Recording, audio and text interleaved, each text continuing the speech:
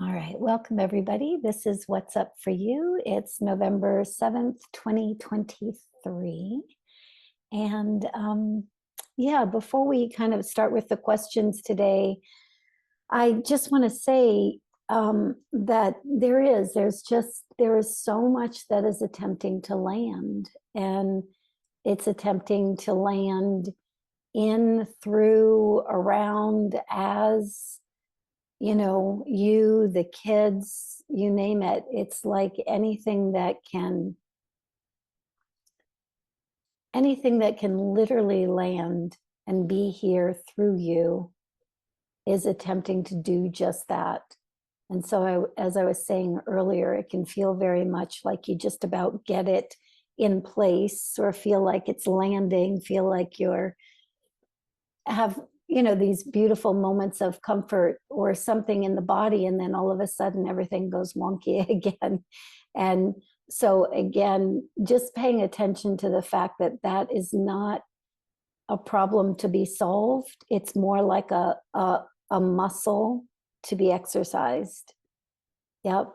Every single time it kind of gets big again, or the energy feels really big, and we pull ourselves back to the core, we pull ourselves back in and start asking, what is it that we really need? And that is true whether you are the parent of a child in your hair asking those kinds of questions, or you are asking questions for yourself or sharing experiences about yourself. Again, put your mask on first. Always put your mask on first. Come back to your core first, and then we can much easier to expand, to know, to connect, to be present to whatever the scenarios and the situations are. But that is definitely a muscle that is just being exercised right now. So, and probably will continue to be exercised. So until it's all pumped up and ready to go. So, all right. So Sharon, what do you have for me? All right, this first question.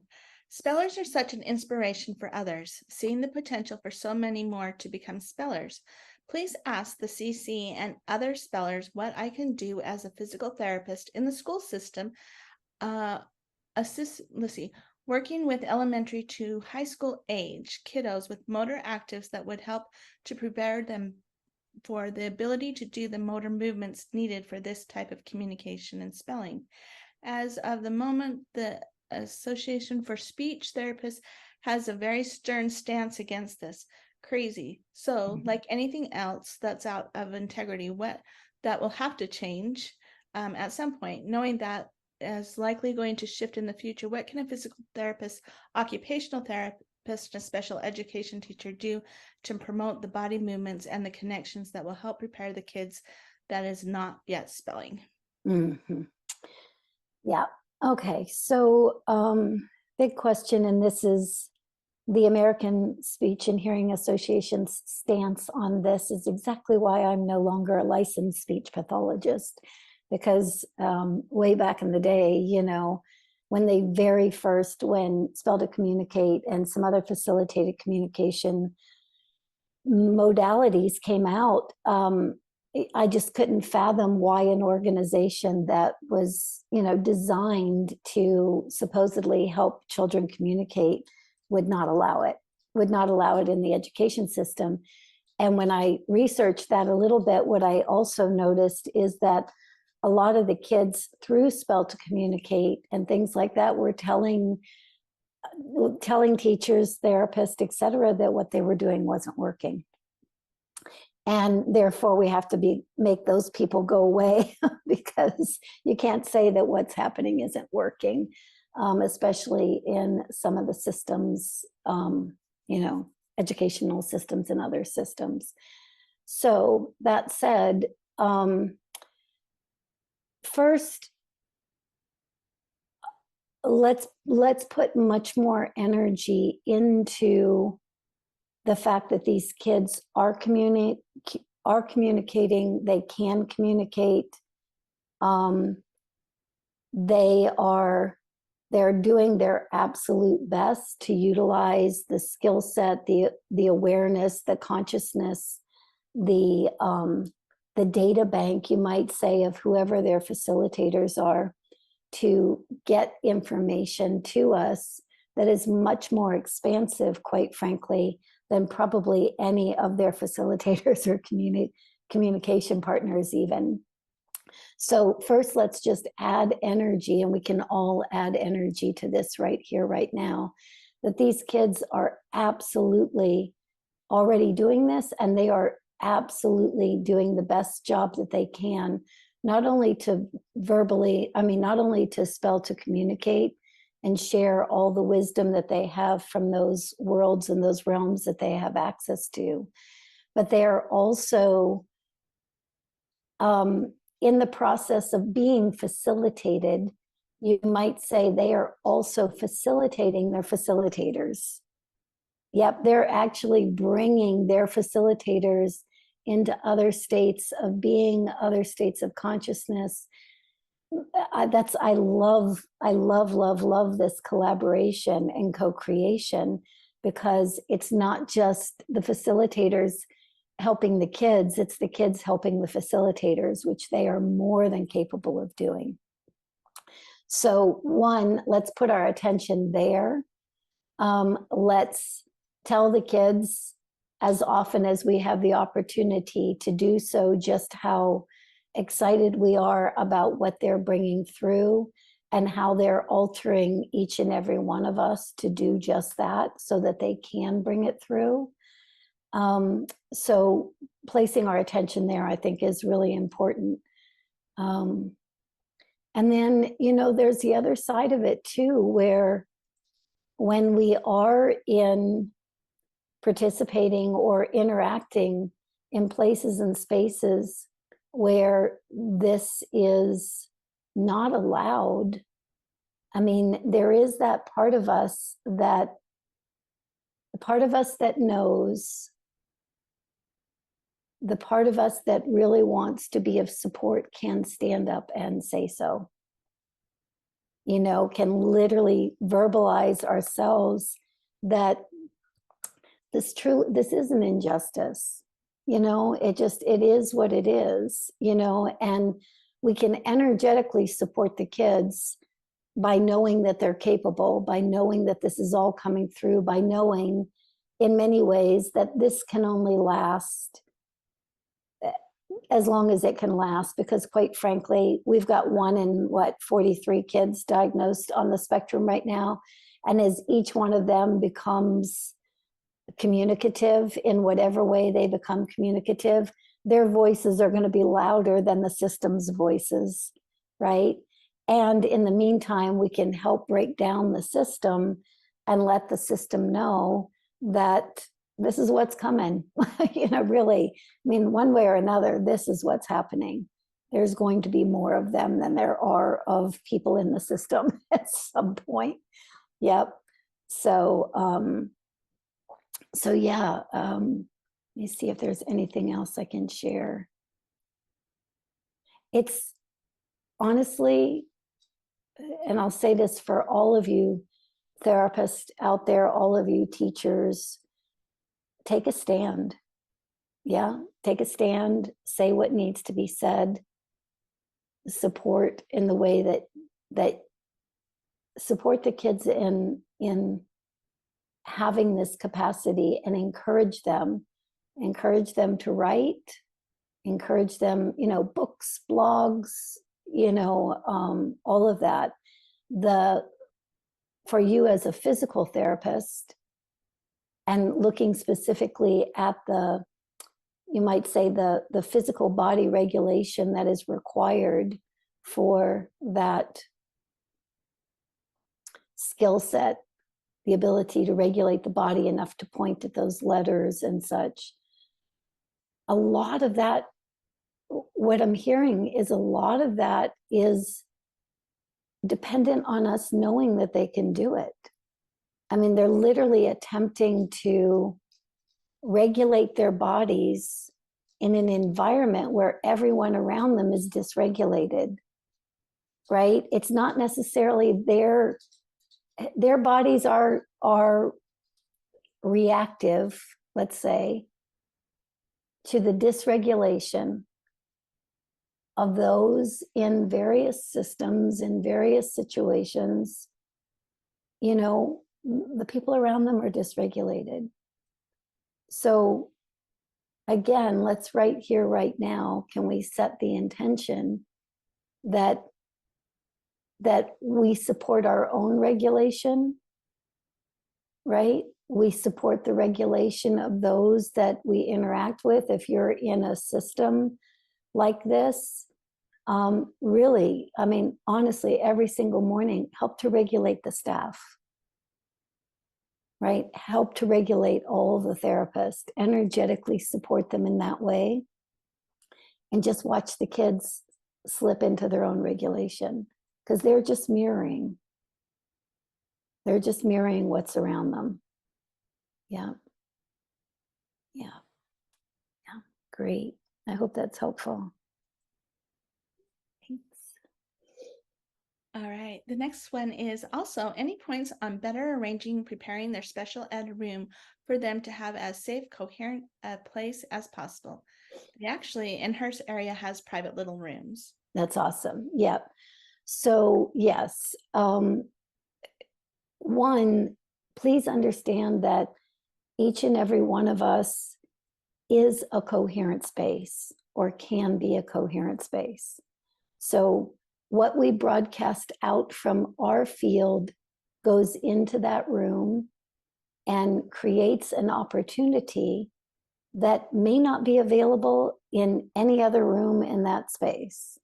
Yep. And I know this firsthand. It's like when I was working at clinics and in schools, you know, OT, PT, speech, you know, music therapy, art therapy, you name it, they were all in the other rooms, and all amazing and beautiful modalities. These are all things that are really supportive and necessary. And at the same time, each one of those individuals is a coherent or an incoherent space. And for energetically sensitive kids, that's primarily based on the therapist teacher's, you might say, emotional state, emotional integrity, emotional awareness, right? So if we go in to a space and we are aware of where we are in that moment and choosing to clear that energy of where we are in that moment, we are now consciously broadcasting out into that space a greater coherence. So I watched it all the time. It's like physical therapist would say, oh, this kid can't do anything. I'm so frustrated with them. It's da da da da da. You know, and or the occupational therapist would say, you know, the parents this or the parents that, and we get all these other distractions, right? All these other outside energies projecting onto these kids or projecting onto these parents, neither one supportive of creating a coherent environment. And then they would come in and we would sit together and we would just literally choose to create coherence together. And the kids were talking, the kids were doing all kinds of things, interacting in ways that they didn't just in the room outside, right? So I really want you guys to understand how important it is that you're aware of what's going on inside of you. And the awareness is just that. It's an opportunity to be aware, because when we're aware, we can then choose. Oh, thank you very much. I'm feeling anxious or overwhelmed, or almost got hit by a, you know, another car on the way in. Something's going on. Yep. Okay. That's there. And I'm choosing to clear all that out of my field so that I can broadcast a clear, coherent space. So first, let's understand that we are or are not that coherent space in any given moment. The other thing is of course, there are all kinds of supports and new technologies coming out that can also create spaces like that. And I'm kind of interacting with a few of them right now, which I'll give you guys more details on when I have a definitive answer, especially on one of them. So there is that as well. But at the core of all of this, it's knowing that we are those technologies. Yeah. At the core of all of it, we are that space. Yeah. So, all right. Thanks. It's amazing what we could do when we create it too. It teaches us just who we are, what our capacity is. And the kids are they're so darn sensitive. They're the best individuals to interact with this around, because they're like canaries in the coal mine. As soon as something shifts, man, they'll show it to us just as quickly as they show us when we're incoherent. So, yeah. All right. All right, this question is, morning, I've had a lingering cough off and on for over 4 years. 2 chest x-rays are clear. Wondering what's up. Thanks and blessings. Mm-hmm. So interesting. It's like I have a good friend who has had the same thing going on for about the same amount of time. So let me take a look in specifically for you.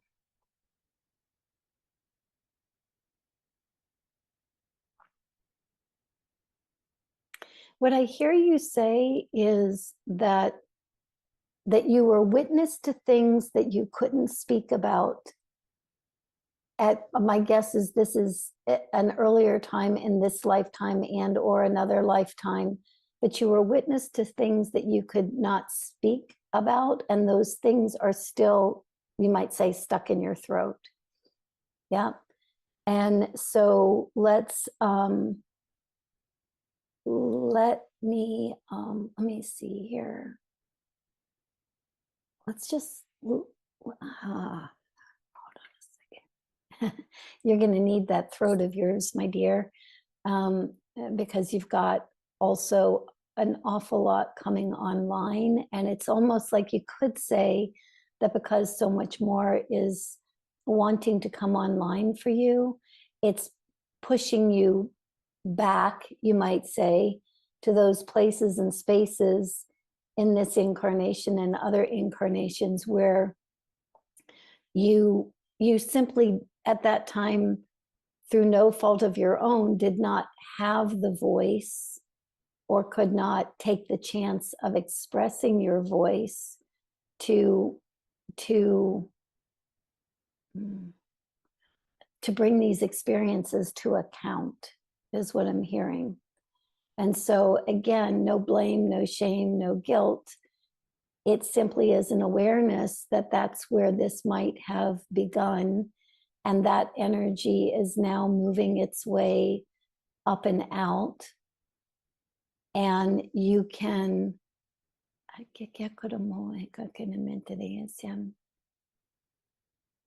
make a little bit of a pact with yourself,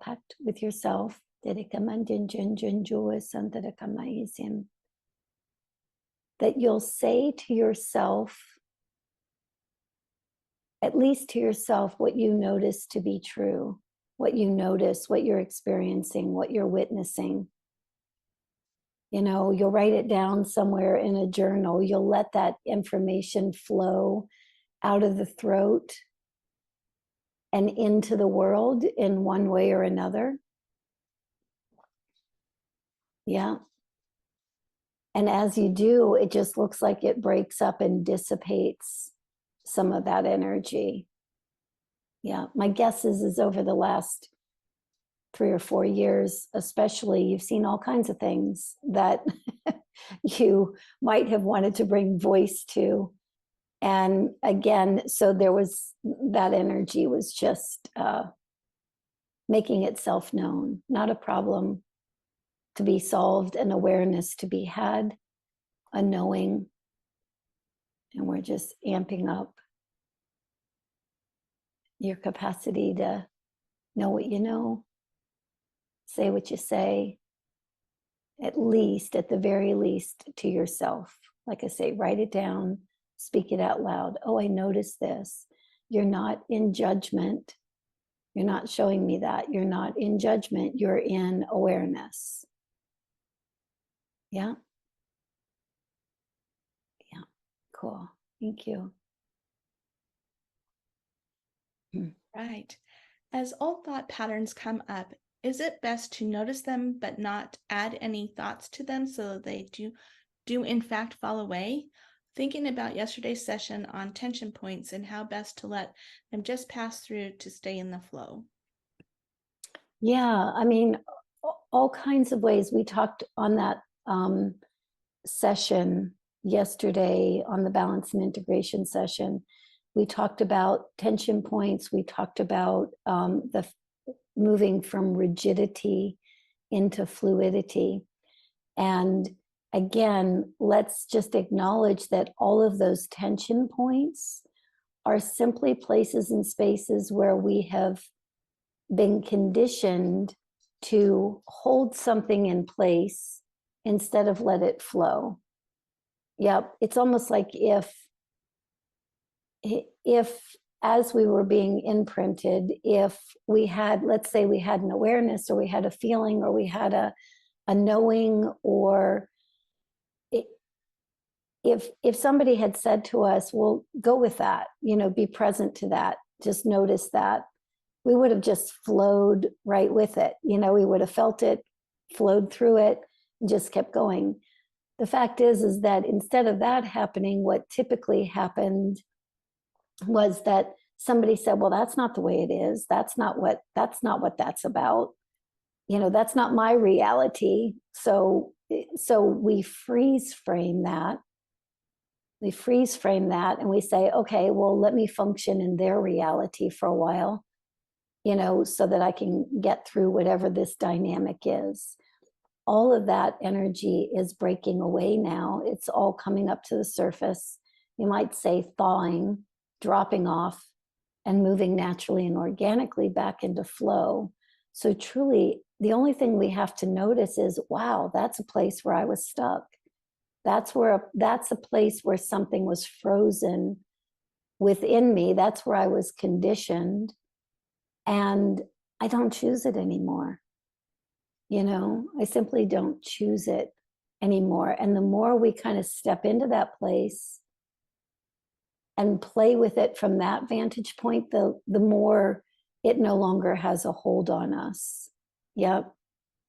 So, I mean, to use some of Byron Katie's stuff, instead of solidifying it and saying this is the way it is because that's how it was conditioned to be, I have to work through it.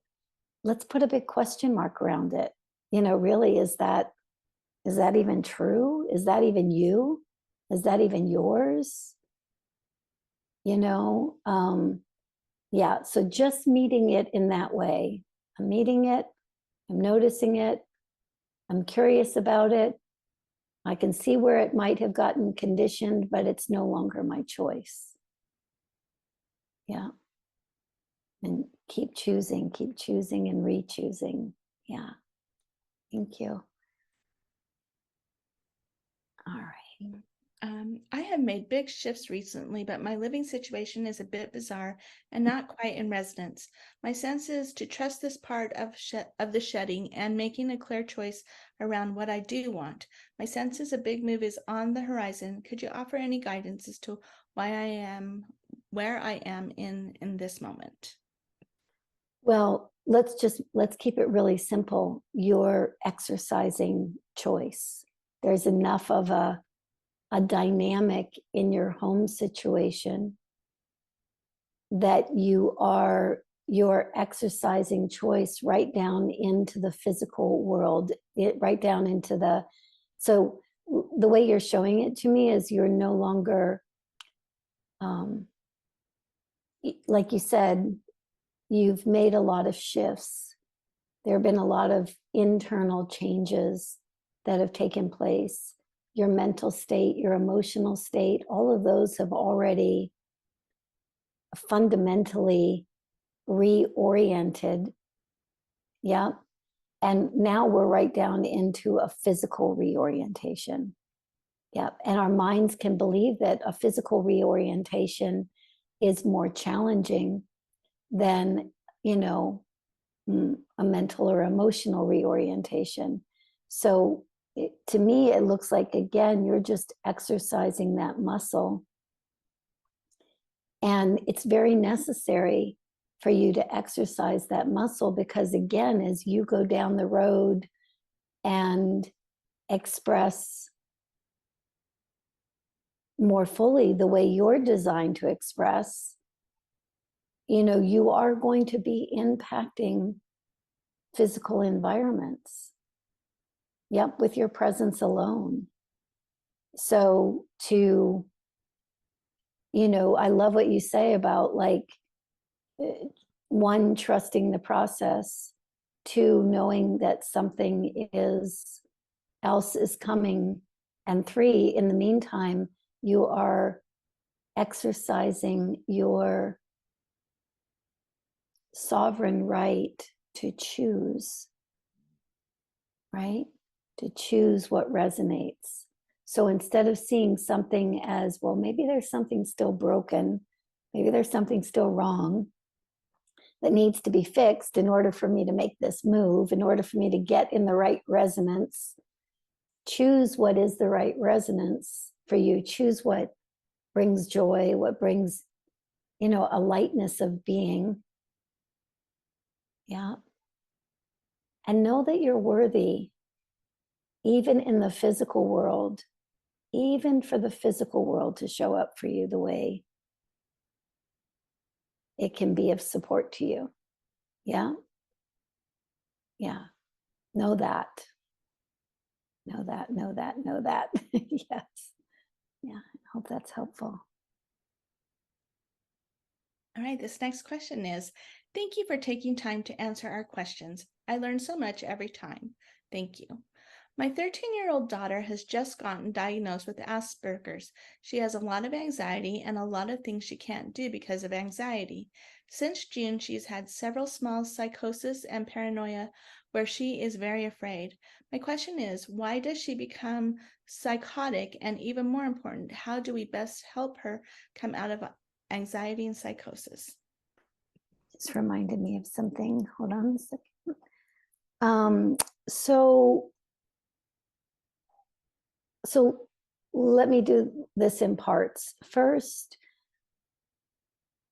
we have more and more children on this planet who are, I'll say, astutely energetically aware, astutely connected to the collective emotional field, right? So this is a blessing and a curse, you know, on, and we all know this, those of us who are similar, we know this. So the blessing is that there's a level of interconnectivity that is pretty profound. And a lot of these kids are interconnected because as they begin to understand what they're connected to and begin to regulate themselves, they are also regulating everything and everyone that they are connected to. So that's one side of it. The challenging part is it doesn't take very long to look at the outer world and know that the collective emotional state of humanity right now is pretty much in chaos. You know, it's like a lot of people are going through all kinds of shifts and changes. New dynamics are coming in all the time. They're being asked to release what no longer serves them and start to dance in a more unified field. And it's scary for everybody, quite honestly. And so the kids are picking that up and they're reflecting that back. Yeah. So they're picking that up and reflecting it back. So what's helpful is that someone, especially parents, caregivers, others who love these children, their children, deeply, for those individuals to really build, again, emotional coherence is probably the best gift that you can give yourselves and to give your children, to give the children. So, how do we build emotional coherence? There are a variety of ways, but in all honesty, the best way I know how to set a really firm foundation for that is The Presence Process by Michael Brown. Yeah, I've talked about it for decades. And the reason I stopped for a second, I had to make myself a note because there's a woman in, I think she's in France. And she was in the integration series a while back, and the integration series also, which is starting next week, can also be a pretty profound support system for this as well. So I don't want to negate that. What I will say, however, is this woman had an adopted daughter who was absolutely having moments of psychosis, very strong aggression. This woman has been through the presence process. I think she just said she finished her third time through, and her relationship with her daughter is a completely different reality. The way in which the daughter is showing up in the world is completely different, because again, we have to realize that energetically sensitive children, as I was saying earlier, they are mirrors for and are reactive to the unprocessed emotional states of a lineage, a humanity, an individual. It can be a little bit of all of that. And this is not to place blame or shame on an individual, a lineage, or a humanity. It's just the way we were all conditioned. We're not, it's nobody's fault.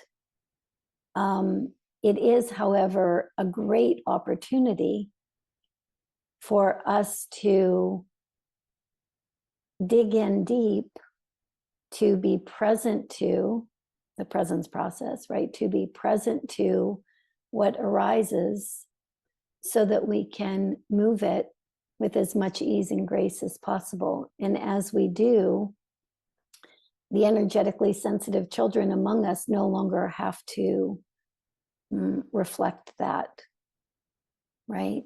They find their way into their own embodiment with all the beauty and awareness and energy that they are, which further supports the integrity of the collective, of their lineage, of their families. Yep. So it's a both and. It works both ways. Yeah. So yeah, the presence process by Michael Brown, not just trying to plug the integration series coming up next week, but that also is a huge support because it helps to reorient the way we perceive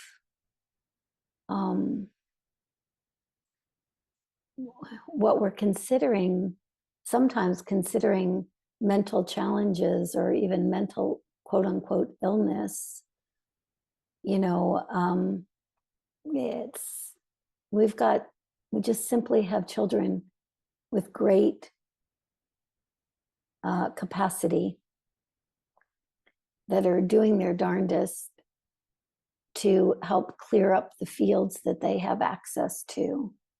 And the easier that we make it on them, the easier it is for them to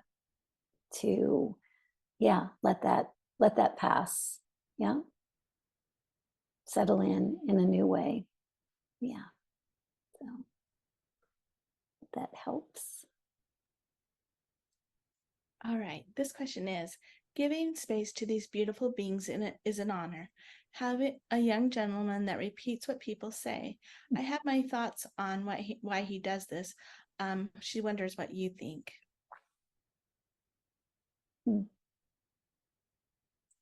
Well, again, twofold. It's, let's always put this into the context of both and instead of an either or. So we could say that on the one hand, by repeating what other people say, other people get to hear what they say. And sometimes we don't really hear what we say unless you've got someone incessantly saying it right in front of you. Yeah. So that's one aspect of it. The other aspect of it is that as he repeats, he locks it into a pattern that he can then utilize at a later date. So, I mean, how many kids have we watched, watch the same TV show over and over again, or listen to the same song? How many of us have listened to the same song over and over again, and then we use that languaging, or we use even the feel of that to articulate something later on. It's like, it's really no different for the kids, except for the fact that because they spend more time in multiple dimensions and multiple realities, for them to repeat something, it gives them the opportunity to, you might say, infuse it for a future reference. Yeah, to infuse it in a way that they can use it in a future reference. And it also brings attention to some of the things that people say all day, every day, that they don't know that they say. Yeah. I had one kiddo a long time ago that used to say to his mom, like incessantly, over and over, got to fix it. What's next? Got to make it happen. It was like that kind of, and it took a little while, and then all of a sudden she realized. I remember the day she contacted me. She goes, "Oh my gosh, it's not his list. It's not his need to figure it out, to make it happen, to what's next. It's mine. It was my fear. It was my anxiety. It was my stress." And he was just showing it to me. So sometimes also the kids will put into words what's not even necessarily verbalized, but is felt. So that happens as well. Yeah. Yeah. And both of those. Mm-hmm. Yeah, it's like, let's consider multiple dimensions, multiple realities, unable to fully land here until here is the frequency of love. And so here these kids come in many ways as the frequency of love, but as they are, let's say, we'll use these words, as they are descending into their embodiment. It's not quite the way it's happening, but it's useful to use a linear vantage point here. As they're descending into their embodiment, they are moving through all of these different fields of information. And again, that collective mental field, that collective emotional field. So on the one hand, they're moving through it to break it up. And on the other hand, as they move through it, they are holding on to certain aspects of it so that they can use it as they land. Does that make sense? So think about, hold on a second, let me see if I can.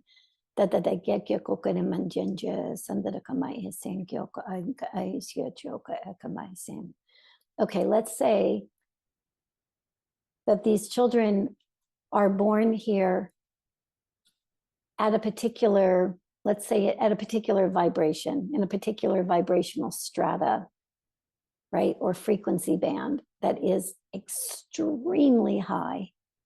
So high, in fact, it hasn't really been collectively here before like this. It hasn't been collectively here, maybe, at least within my client base, since about the time of Lemuria. And at the time of Lemuria, that consciousness, that vibration that the being is, and the bodies of light, they went together very easily. They went together naturally and organically.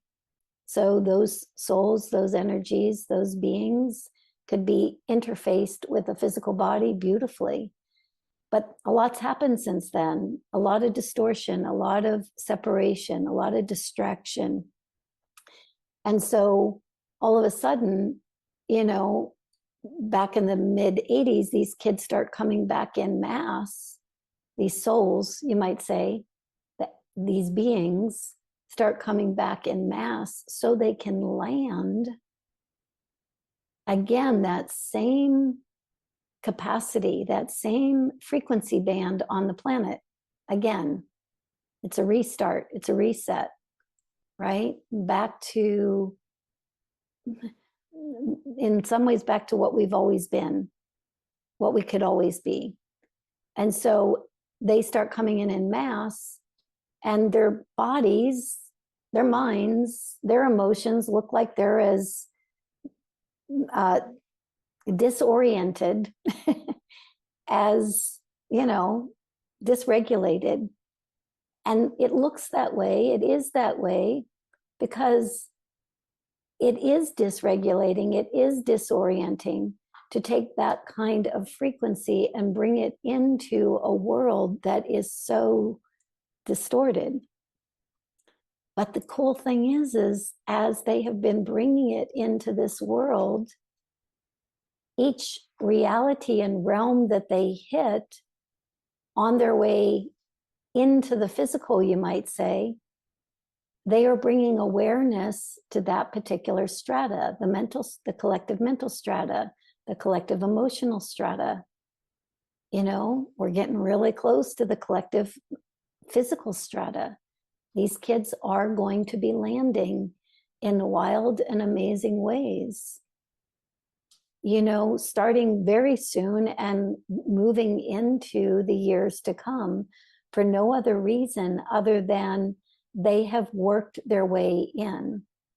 And so all of the ways in which they attempt to regulate themselves, all the OCD behaviors, all the ways in which they're reflecting different emotional states, mental states, all of the ways in which they're really pushing all of us to, you know, reclaim who we are in truth, that's all purposeful so that they can land.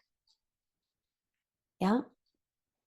And that's where we are right now. It's freaking amazing to me to watch and witness this journey over decades, you know, and to get to the place where there are more and more that are going to land and or are showing up in ways that they've never been able to show up before. Yep. And so we do our part every single time we recognize the bigger piece of the puzzle that they're doing. We honor them for that. We appreciate that. Yep. And then we do our own work in whatever way we can to be present to what's arising, so that we also diminish those places that were carved in stone. Yeah. Yeah. Yeah. So long answer to your question, but this is a both and. It's purposeful why he's repeating. Yeah. Both clearing out a field so he can land in it, and using what he's picking up so that when he lands, he has that in his repertoire, that in his knowledge base. Yeah. Okay.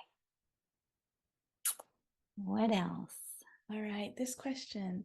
One girl, Daisy, 5, doesn't have a spectrum diagnosis, though similar in presentation. Born without a corpus callosum. Mhm, Isn't that interesting? Walks mhm. okay, nonverbal, doesn't like her right arm touched. Why? Also, she periodically holds her breath, then hyperventilates upper chest and gets upset. Vagus nerve or other triggers. How to help her through this when it occurs, or to help prevent. I sit with her and mirror my diaphragm, breathe, calm, ground, etc. Other ideas for staff or my sessions or energy work. Let me see. Let me just ask her directly.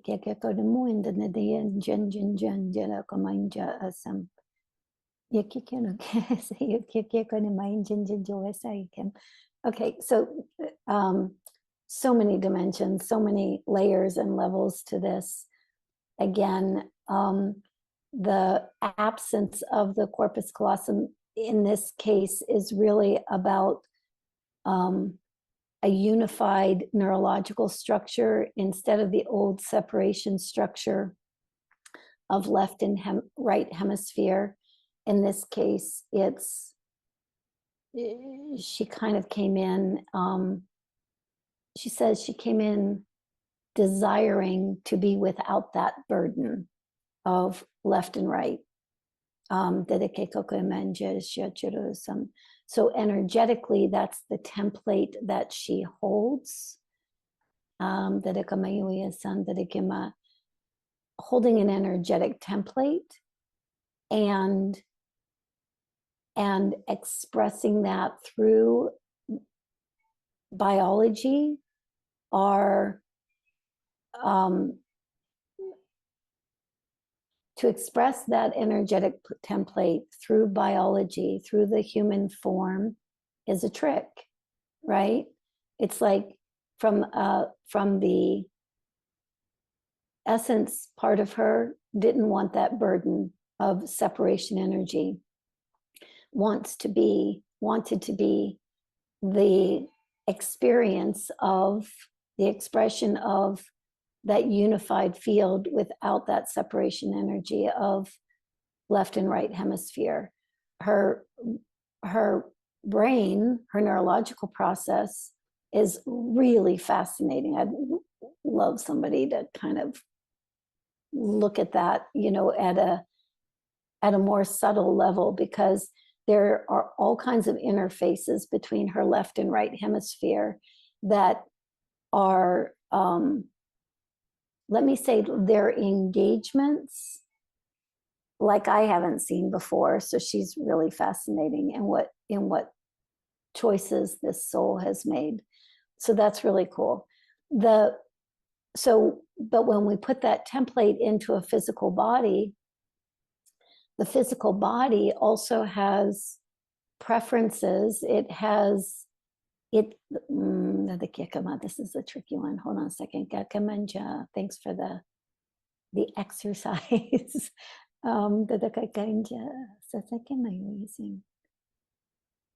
So let's say this: the physical body is more governed by the physical world and the physical reality. That is true for now, at least until more and more of this energetic bandwidth, you might say, is integrated into the physical world. So for now,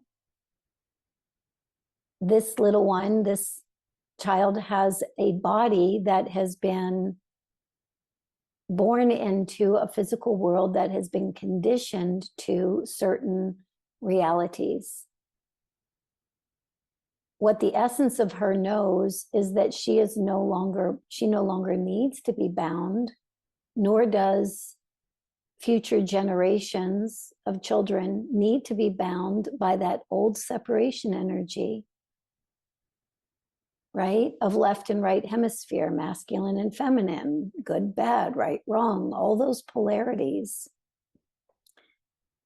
So she comes in and she says, okay, I'll hold this template and I'll ask my body I'll invite my body to help start regulating around this new template, right? So the very first thing that we want to do in support of her is understand that the body is going to regulate to her template, not trying to get that template to regulate to, this physical world. She came in to bring something completely new, something different, right? So we're honoring that. And then we're inviting the body to find a way to regulate to that energy, to that new template. We're syncing up the different body parts, the different body systems with the template, right? So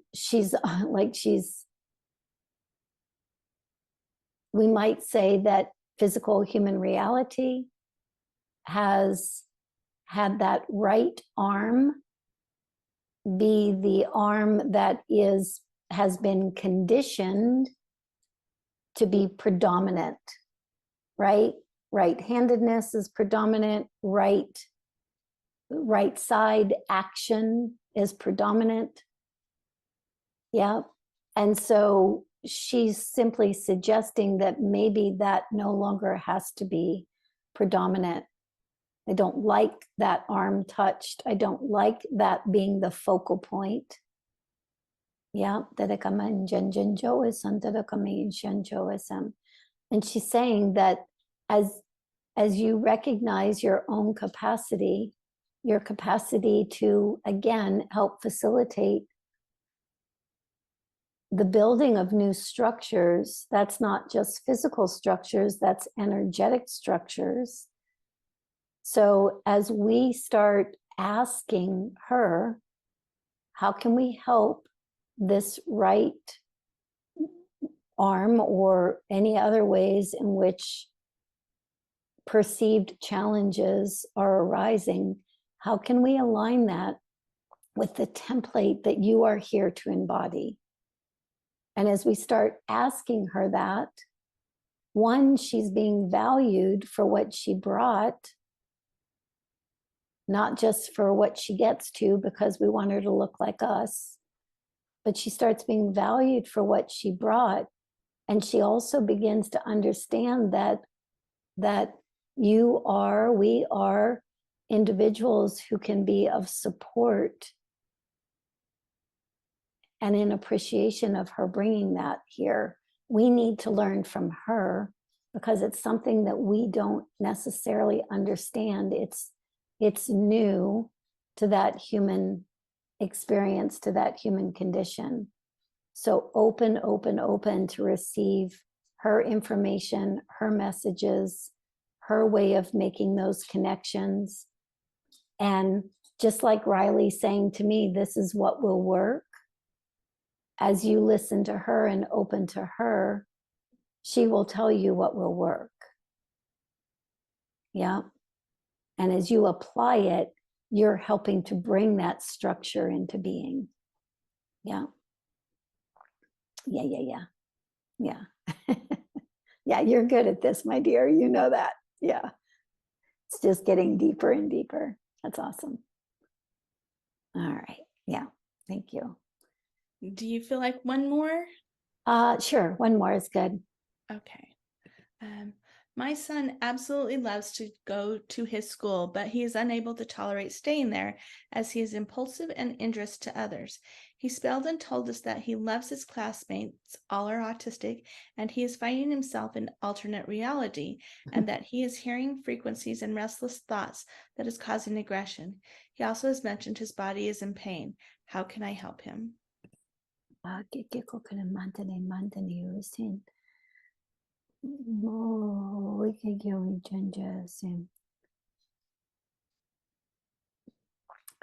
Okay. First, hold on a second. First, he has such a beautiful level of empathy that comes along with his energetic sensitivity. And For right for right now, we want to shut down a little bit of that empathy, because it's more important that he actually gets here as who he is, that he actually feels as comfortable here as possible. That's more important in creating the outcome that he is looking to create than having empathy as he is in this environment. So again, let's say you said it beautifully. He's in this environment, he's feeling, sensing, knowing, being aware of all of this information. All of that information pulls him into that reality, pulls him into the dynamics that have created those realities, you might say. And as it pulls him into that place, his body then feels the discomfort. Literally, it's made manifest in his physical body. A lot of these kids do just that. A lot of these kids have a level of empathy that literally pulls them into those worlds and into those realities. And sometimes it's really tricky to get back out. Yep. So what we want to create for him is, quite honestly, something that we've been creating through the children's sanctuary calls. We've been, I've been looking at this for a really long time. We want to create a little bit of a space, soul star to earth star, with a little bit of bumper pads along the way, so that he is held, so that he holds himself in his own light. He holds himself in his own capacity. That's first. Getting here is first. And recognizing that him getting here is going to have more of an impact, you might say, for all those that he supports and serves and is aware of. It's going to be more impactful for him to land the great beauty, the great love, the great grace that he is here on this planet, than it is to get distracted by everybody else's energy as he's kind of passing through, as he's descending, you might say. So let's, right here, right now, let's create a pathway for him. For those of you who have been on the Children's Sanctuary calls, those of you here that have been in the New World Portal, you know exactly what I'm talking about. So, and you've already created this energetic structure for yourself and others. So let's do that again here, where we literally see the lower part of his chakra system open up from root right up to that space in between. Let that whole field begin to open up. And as that whole field begins to open up, let's begin to create structure. It's almost like seeing his energy flow from soul star to earth star between these two pillars. There we go. And everything that he's holding in his back, in his adrenals, in his kidneys, in the back of his heart, everywhere where he's picked up other people's information and therefore holds a resonance to getting distracted by that information, and therefore was just putting that information into his own body and therefore feeling uncomfortable in his body. All that information that's in the back of the heart, the adrenals, the kidneys, a little bit in the liver, drop all that energy out. He was just holding it all up within himself. Yeah. and it was starting to build up in his body as discomfort. We're dropping all that out, dropping all that out. And we're inviting him to leave this space from soul star to earth star open, from 10, 8, 10, 18 inches above the head to below the feet. Pathway, clear pathway, clear pathway. Yeah. And especially any energy that coagulates around the back of the heart, in the fear center, inviting him to drop that out. He doesn't have to hold on to it. Empathy is great, but getting here is more important. That will serve the greater good even more. You might say, working smarter, not harder. Yeah. Appreciative of all that he's been doing, and also appreciative of his capacity to now let that information go so his body doesn't have to hurt.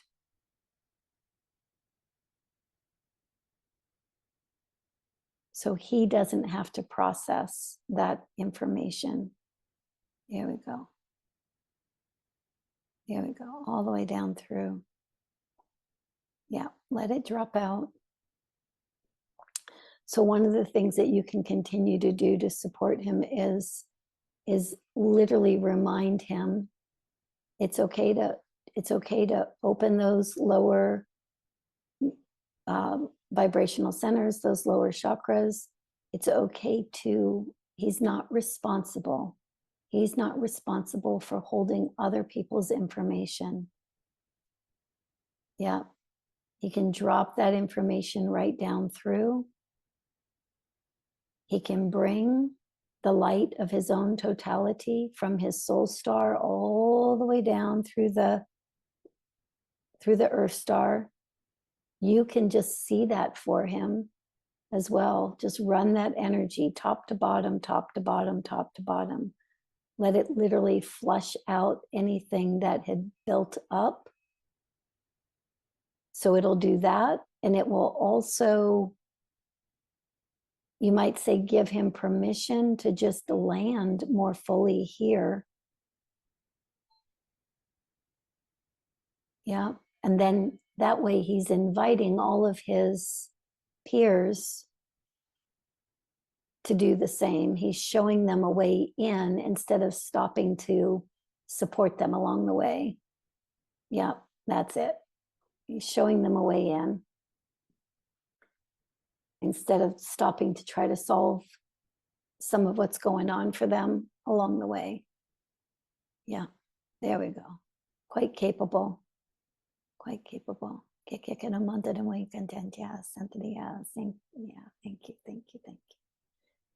All right. Yeah.